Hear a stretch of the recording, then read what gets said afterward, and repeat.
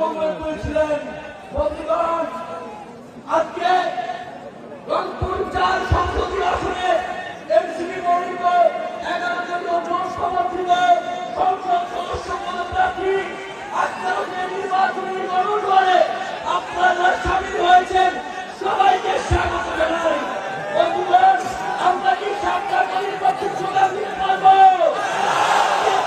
হাত তুলি।